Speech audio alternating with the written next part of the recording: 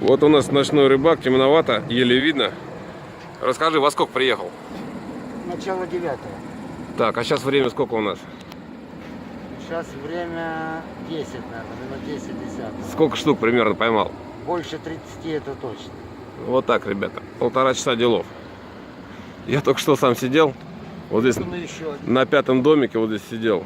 За 40 минут 2-3 штук. Правда, такого не крупного карпа в основном, но весело.